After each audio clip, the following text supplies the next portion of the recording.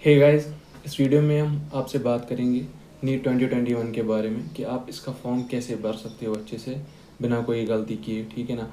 और किसी के पास अगर कैटेगरी अभी नहीं बनी है, मतलब लेकिन इसी साल में बन जाएगी, तो वो अभी यहाँ पे सिलेक्ट क्या करेगा। अगर उसको फॉर्म भरना है अपना नीट का, तो अभी वो यहाँ पे जनरल करेगा, सिलेक्ट की जो उसकी कैटेगरी है वो सिलेक्ट करेगा। तो जैसे मैंने किया था कि वैसे ही आप भी करोगे, ठीक है ना। तो कोई प्रॉब्लम नहीं होगी आपको। और वो कोड वोड होते हैं ना, वो कोड आपको यूट्यूब पे देखने पड़ेंगे कि आपका कोड क्या है।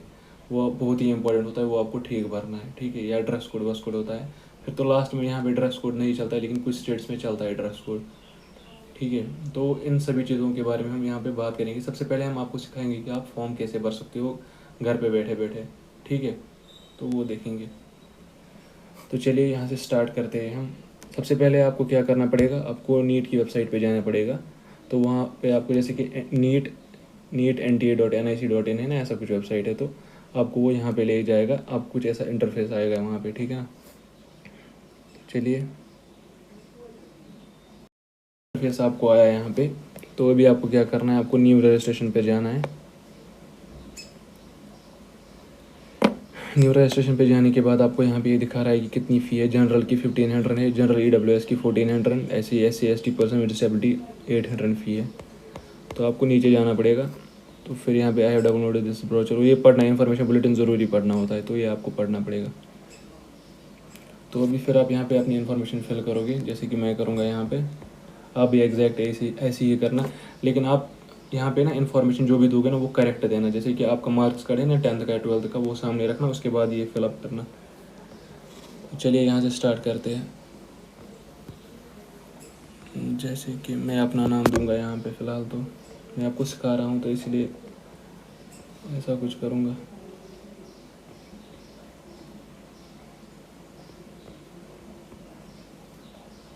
तो फिर DOB भरनी है आपको, ठीक वाली DOB भरनी, ठीक है ना, एग्जैक्ट वाली।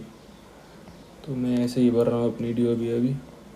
नेशनलिटी यहाँ पे आपको इंडियन हो तो इंडिया रखनी पड़ेगी, OCI हो, फॉरेन हो तो, या NRI non residence of India, तो मुझे ये रखना पड़ेगा। अभी लोडिंग हो रहा है ये।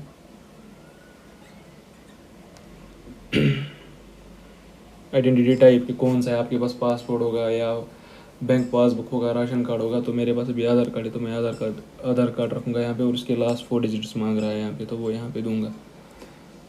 जैसे कि मैं कुछ भी देने वाला हूँ यहाँ पे। फिर आपको यहाँ पे एड्रेस डालना पड़ेगा अपना, जो भी आपका है। मैं भी ऐसे ही डाल रहा हूँ एड्रेस, आपको एग्जैक्ट एड्रेस डालना पड़ेगा, ठीक है ना। कंट्री सिलेक्ट करो यहाँ पे, फिर से स्टेट सिलेक्ट करो। लोडिंग दिखा रहा है तो स्टेट सिलेक्ट करनी पड़ेगी मुझे यहाँ पे। जैसे कि मेरी स्टेट कौन सी है, जम्मू एंड कश्मीर। उसके बाद डिस्ट्रिक्ट यहाँ पे सिलेक्ट करना पड़ेगा आपको, किस डिस्ट्रिक्ट से हो आप। तो यहाँ पे आपको ये मिलेगा, अभी लोड कर रहा है। पिन कोड देना पड़ेगा आपको यहाँ पे, एग्जैक्ट वाला देना जो आपका होगा। और फिर मोबाइल नंबर देना पड़ेगा, मैं अभी ये वाला दूंगा। उसके बाद ईमेल एड्रेस देनी पड़ेगी। और हाँ, मोबाइल नंबर वही देना जो अभी आप अभी आज तक आपने यूज़ ही नहीं किया होगा इसमें, मतलब जो ना अभी रजिस्ट्रेशन अगर ऑलरेडी की है तो फिर आपको इतना प्रोसेस नहीं करना है। फिलहाल रजिस्ट्रेशन हो रही है, इसके बाद फॉर्म फिल होगा। पहले आपको रजिस्ट्रेशन ही करनी पड़ती है अगर आप पहली बार इस वेबसाइट पे जा रहे हो तो। फिर यहाँ पे ईमेल देना, वैलिड ईमेल देना आप, ठीक है ना। कॉन्टैक्ट नंबर ये ऑप्शनल दिखा रहा है, ये वाला कॉन्टैक्ट नंबर ऊपर वाला आपको वही देना है, क्योंकि OTP मत आएगा इस पर, तो इसलिए दिया होगा ऐसे। फिर यहाँ पे पासवर्ड सेलेक्ट करना। और हम पासवर्ड के टाइम एक चीज़ याद रखना कि क्या करना है। ये दिखा रहा है ना, मतलब कैसा स्ट्रॉन्ग पासवर्ड होना चाहिए। तो आप पहला वाला जो लिखोगे ना अल्फ़ाबेट, वो कैपिटल रखना, फिर बाकी स्मॉल रखना, लास्ट में कुछ न्यूमेरिकल रखना, और फिर लास्ट में @ आप डालना, तो ईजिली हो जाएगा आपका काम।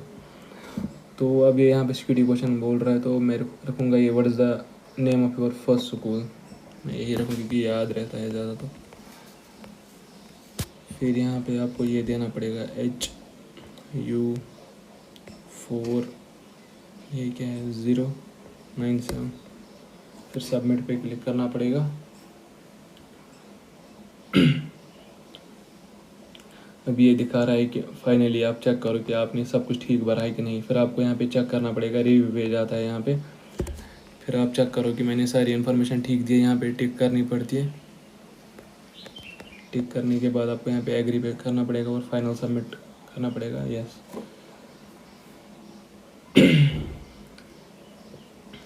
तो ये यहाँ पे देखेंगे लोडिंग दिखा रहा है, थोड़ा सा वेट करना पड़ेगा हमें।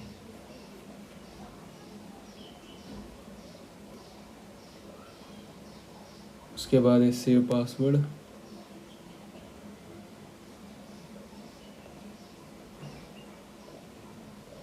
जैसे कि मैंने यहाँ पे किया सेव पासवर्ड, माइक निकल गई थी, अब माइक फिर से लगा। अभी दिखा रहा है रजिस्ट्रेशन कंप्लीट। अभी एप्लीकेशन फॉर्म पे जाना पड़ेगा हमें। अभी हम देखेंगे कि एप्लीकेशन फॉर्म कैसे भरते हैं। अभी हम यहाँ पे रजिस्ट्रेशन करेंगे, नहीं रजिस्ट्रेशन हमने किया, अभी हम एप्लीकेशन फॉर्म भरेंगे जो कि इनकम्प्लीट दिखा रहा है। उसके बाद डॉक्यूमेंट्स अपलोड करने हैं, फिर एप्लीकेशन फ़ी भरना है हमें लास्ट में। तो कंप्लीट एप्लीकेशन फॉर्म करेंगे यहाँ पे। ये आपका एप्लीकेशन नंबर फिलहाल आ गया, जैसे मेरा आया है ये। तो अभी कंप्लीट एप्लीकेशन फॉर्म करेंगे हम। इस पर ओके करना है, मतलब क्लिक करना है, तो ये खुल जाएगा। फिर इसने मुझे ये दिखाया, ये इन्फॉर्मेशन ऑलरेडी भरी हुई है। फिर आपको जो जो नहीं भरा है यहाँ पे वो भरना पड़ेगा यहाँ पे। जैसे कि यहाँ से स्टार्ट करूँगा मैं।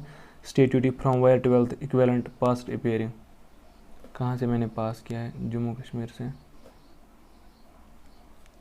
फिर यहाँ पे कुछ self declaration upload as per rule दिखा रहा है, ये भी देखेंगे हम अभी।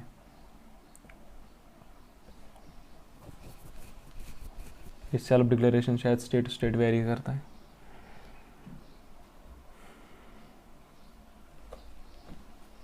अरे इतनी लोडिंग क्यों कर रहा है? तो हो गया self declaration pro forma for candidates belonging to erstwhile state of J&K। Son daughter I do कुछ ऐसे inform that I am not eligible to appear for the MBBS seats in erstwhile state of J&K, hence not eligible to seek admission in medical dental college। ये क्या किस्सा है यहाँ पे यार? That if the above statement of mine is found incorrect at any time my candidate admission in MBBS। अच्छा, अगर कुछ यहाँ पे मैंने गलत इन्फॉर्मेशन दी है तो मेरा जो MBBS का एडमिशन है वो कैंसिल कर देना उस टाइम पे, कुछ ऐसा है।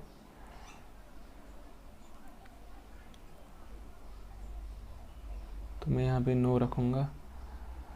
फिर आप यहाँ पे कैटेगरी सिलेक्ट करना, general SC ST OBC general EWS, कौन सी कैटेगरी है आपके पास। और यहाँ पे एक फंडा है, अगर आपकी कैटेगरी अभी नहीं पहुँची है यहाँ तक, मतलब घर तक नहीं पहुँची है, तो आप क्या करोगे वो मसला है। तो अभी आपको क्या करना पड़ेगा, अगर आप अभी जनरल पे भी रखोगे ना, तो फाइनल पे जब काउंसलिंग होती है ना, तो उस टाइम पे वो आप कैटेगरी भर सकते हो अपने स्टेट में ईजिली, तो कोई प्रॉब्लम नहीं होती है उससे। उस टाइम आप कैटेगरी यूज़ कर सकते हो अगर अभी आपने जनरल भी सिलेक्ट किया है। अगर अब अभी आपको लग रहा है कि नहीं हम यहाँ पे तब भी रखेंगे, थोड़ा सा फ़ी कम होगा, लेकिन आपको गारंटी है आपको कैटेगरी मिलेगी इसी साल, तो यहाँ पे आप सिलेक्ट कर सकते हो। जैसे अगर आपकी SC है तो SC करो, ST है तो ST करो, EWS है EWS करो, कोई प्रॉब्लम नहीं है। लेकिन अगर ज़्यादा श्योर नहीं हो तो मेरी बात मानो, यहाँ पे जनरल सेलेक्ट करना। अगर फिर बाद में मिल जाएगी तो ठीक है, उस टाइम फिर आप कैटेगरी सिलेक्ट कर सकते हो ईजीली। तो फिर यहाँ पे हम ये वाला जनरल भरेंगे यहाँ पे। और फिर if you are a PWD के, अगर आपको कोई डिसेबिलिटी है तो आप यहाँ पे सिलेक्ट कर सकते हो। फिलहाल तो ये लोडिंग दिखा रहा है, पता नहीं क्या हो गया इसको, नेट वीक चलने लगा शायद।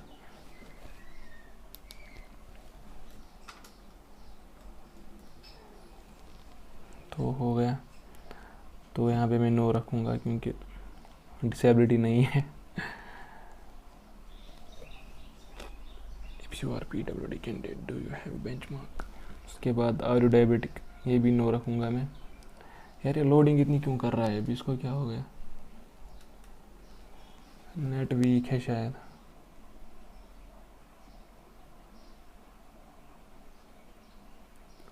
यही प्रॉब्लम होती है ना यहाँ पे यार, नेटवर्क तो है लेकिन नेट नहीं चल रहा है अभी।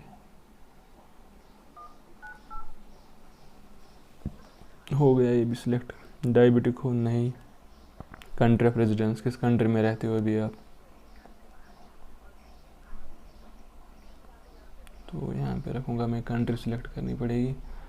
उसके बाद NEET use do you intend to wear customary dress contrary to the dress code while appearing in NEET, मैं तो नो रखूँगा।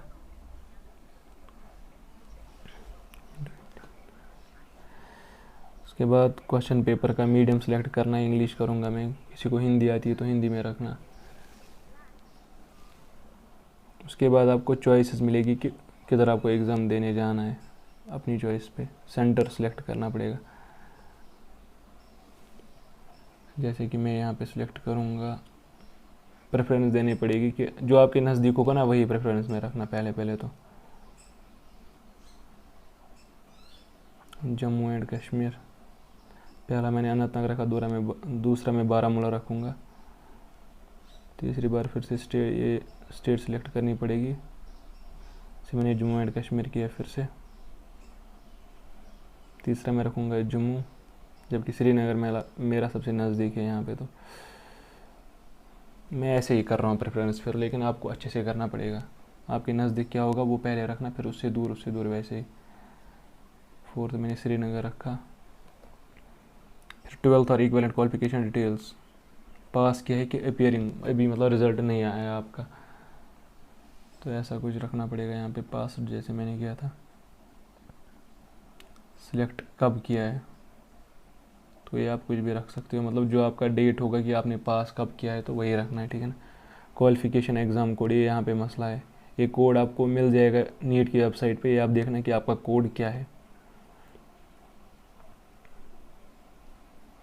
फिर बाद में ज़्यादा प्रॉब्लम तो तब भी नहीं करती, लेकिन आपको ध्यान भी रखना पड़ेगा कि इनका कोई भरोसा नहीं होता है इंडिया वालों का, तो फिर प्रॉब्लम हो जाएगी। टाइप ऑफ स्कूल, कौन से स्कूल से आपने पढ़ा है। स्टेट गवर्नमेंट, जैसे कि स्टेट गवर्नमेंट रखूँगा मैं यहाँ पे। स्कूल बोर्ड, ये आपको अपने हिसाब से सिलेक्ट करना है। रिजल्ट मोड, परसेंटेज आया है कि CGPA आया है, तो ऊपर वाला भरना था पहले। किस स्टेट का स्कूल है वो, डिस्ट्रिक्ट क्या था। अरे वीडियो तो लंबी बन गई, लेकिन इसका नीट का फॉर्म थोड़ा इतना होता है, लेंथी प्रोसेस होती है। सिलेक्ट बोर्ड, कौन सा बोर्ड था, J&K स्टेट बोर्ड था। तो कितने मार्क्स मिले हैं आपको, कुछ भी रख सकते हो, जो मतलब आपके होंगे मार्क्स, वही मैं तो ऐसे ही बोलता हूँ कुछ भी हर बात में। अभी ऑब्टेन्ड मार्क्स, अच्छा टोटल मार्क्स कितने थे, यहाँ पे टोटल मार्क्स रखने पड़ेंगे कि कितनों में से आपको मार्क्स थे और कितने आपको आए मार्क्स, तो ऐसे ही परसेंटेज रखनी है, खुद परसेंटेज, लेकिन कैलकुलेशन मतलब खुद कर रहा है और ये परसेंटेज सामने आती है यहाँ पे। उसके बाद रोल नंबर क्या था 12th में आपका, या हाँ 12th का ही मैंने भरा ना, सही मुझे तो याद नहीं, मैं ऐसे ही भरूँगा कुछ भी। School college name and address, देखो आप डरना मत, जो मैं आपको सिखा रहा हूँ ना आप भी ऐसे ही करना, लेकिन इन्फॉर्मेशन अपनी देना तो काम हो जाएगा आपका। स्कूल/कॉलेज नेम एंड एड्रेस, अच्छा स्कूल का नाम क्या था, जैसे मैंने JK स्टेट बोर्ड, अच्छा वो तो ये है यार, हाँ स्कूल का नाम क्या था, जैसे मैं इसमें पढ़ रहा था, तो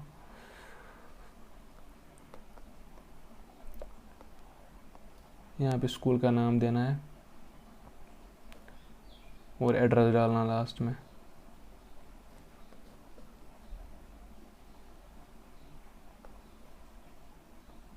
स्कूल कॉलेज, इसका पिन कोड क्या है, फिर सिक्योरिटी पिन डालना है लास्ट में 8PK623,